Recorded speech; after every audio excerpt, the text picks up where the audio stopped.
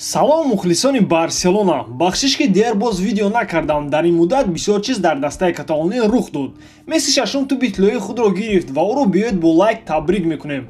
Агар мухлиси Барселона бошӣ, то ҳатман обуна шав, барои он ки ин канал танҳо барои шумост. Имрӯз ман мехоҳам дар бораи трансферҳои Барселона гап занам ва ба кадом трансфер дастаи дӯстдоштаамон муҳтоҷ аст. Пеш аз сар кардан мехоҳам фаҳмам то чанд дараҷара шумо дар бораи Барселона маълумот доред. оё шумо метавонед ба ин саволи на он қадар қиндимо дар комментария ҷавоб диҳед. Барселона нақша дорад ки дар чанд мавқеи муҳими состави соли 2020 якчанд футболбозонро бихарад. Чунин дар мавқеҳои ҳимоятгари кунҷи рост, ҳамлагар ва барои эҳтиёт як-ду нимҳимоятгар мехарад, зеро маъмурияти даста сохтани состави навро идома дода истодаанд, бахусус ба ҷои ҳамлагар Луис Суарес, ки моҳи январ 33 сола мешавад. Каталониё мехоҳанд ба ҷои ӯ дигар ҳамлагарро бихаранд ва барои ин ба якчанд футболбоз ҳавасмандӣ кардаанд.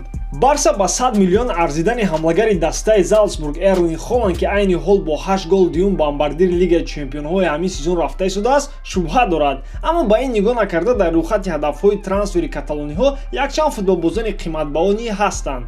Маҷаллаи Mundo Deportivo хабар медиҳад, ки Барса орзуи харидани Килиан Мбапперо дорад, аммо тахмин карда мешавад, ки аз гуфтушунид бо ПСЖ оиди Мбаппе хело мушкил хоҳад буд. Барои ин чиз метавонем Неймарро мисол орем, ки Барса натавонист оиди баргардондани ӯ ПСЖро розӣ кунад. Ва акнун хулоса бароред, ки агар Неймарро харида нашавад, пас читар Мбапперо механанд, зеро Мбаппе айни ҳол барои ПСЖ аз Неймар дида муҳимтар аст. Ва ҳоло бошад Неймар дигар ҳадафи Барселона ба ҳисоб намеравад, ҳарчанд худи ӯ мехоҳад ба Каталония баргардад. Харри Кейн ва Маркус Решфорд низ рӯйхати онҳои дохил шуданд, ки Барса ҳавасмандӣ дорад ва боз ҳам шояд харидан онҳо мушкил шавад, зеро танҳо пешниҳоди хуби Барса ба дастҳои ин бозингарон метавонанд ин трансферҳоро амалӣ гардонад. Пьер-Эмерик Обамеянг боз як варианти дигар аст ва гузаштани ӯ ба состави Каталония осонтар аст, зеро ӯ розӣ намешавад то шартномаашро бо Арсенал дароз кунад, агар боз даста ба Лигаи Чемпионҳо баромадан натавонад. Ҳарчанд ки ивази Суареси 33 сола ба Обамеянги 30 сола варианти он қадар хуб нест, гӯям ҳам хато намекунем. Нашриёти Mundo Deportivo ҳамлагари Интер ва ҳамдастаи Месси дар мунтахаби Аргентина Лаутаро Мартинезро яке аз беҳтарин вариант барои Барса мешуморад. Ҳатто чунин овозаҳо буд, ки худи Месси аз Барса хоҳиш кардааст то Мартинезро бихарам ва якчанд моҳи охир овозаҳо оиди гузариши ӯ ба сафи Каталониё хело зиёд буданд ва Лаутаро тибқи шартномааш метавонад бо споридани ҷубронпули 111 миллион евро тобистон аз даста равад. Ин шарт танҳо моҳи июл 15 рӯз идома хоҳад кард ва дигар рӯзҳо бошад Интер метавонад ӯро қиматтар фурӯшад.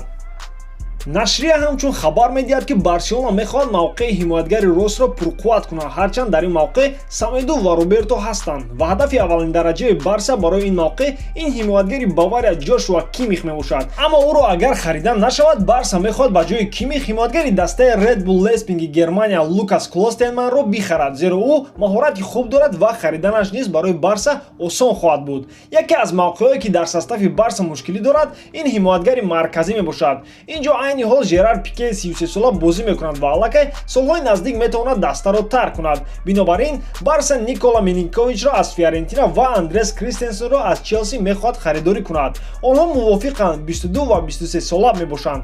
хати нимҳимояи Барселона ягон проблема надорад, аммо дар ҳоли рафтани Артуро Видал ва Иван Ракитич, ки вақтҳои охир аз вақти ками бозӣ доштанашон шикоят карда истоданд, Барсаро маҷбур созад, ки инҷо футболбозони нав бихаранд. Дар ин мавқеъ бошад Барса метавонад нимҳимоятгари испании Наполи Фабиан Руис ва ҳамчунин хавбеки Челси Вилианро бихарад. омадани Вилиан ба Барса осон аст, зеро Вилиан бо Челси шартномаашро дароз накарда ва охири сезон агенти озод мешавад. Ба ҳамин тамом дӯстон, шумо чӣ фикр доред? Барса бояд кадом футболбозро бихарад ва киро фурӯшад? ҳатман фикри худро дар комментария нависед. Бо шумо буд Муҳаммад Гаиров. Хай дар паноҳи Аллоҳ.